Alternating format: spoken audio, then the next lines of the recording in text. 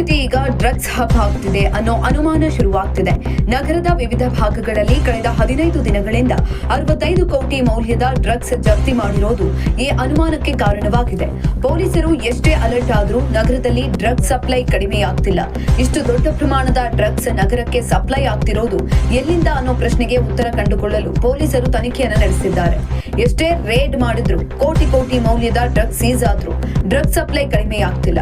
Drugs ಜಾಲದ ಹಿನ್ನೆಲೆ ಹಾಗೂ ಸಂಪರ್ಕದ ಬಗ್ಗೆ ತನಿಖೆಯನ್ನು ನಡೆಸುತ್ತಿದ್ದಾರೆ. ತನಿಖೆ ಸಂದರ್ಭದಲ್ಲಿ ದೇಶದ ಮೂಲೆಗಳಿಂದ ಬೆಂಗಳೂರಿಗೆ ಡ್ರಗ್ಸ್ ಸಪ್ಲೈ ಆಗ್ತಿರುವುದು ಪತ್ತೆಯಾಗಿದೆ. ದೆಹಲಿಯಿಂದ MDMA, ಆಂಧ್ರದ ವಿಶಾಖಪಟ್ಟಣ, ಅರಕು ಕಣಿವೆಯಿಂದ ಗಾಂಜಾ ಹೆಚ್ಚು ಬರ್ತಿದೆ ಎಂಬ ಅಂಶ ಬಹಿರಂಗಗೊಂಡಿದೆ. ಆದರೆ ಬೆಂಗಳೂರು ಪೊಲೀಸರು ಕೂಡ ಡ್ರಗ್ಸ್ ಸಾಗಾಟ ತಡೆಯಲು ಅಷ್ಟೇ ಆಕ್ಟಿವ್ ಆಗಿ ಕೆಲಸವನ್ನ ಮಾಡ್ತಿದ್ದಾರೆ.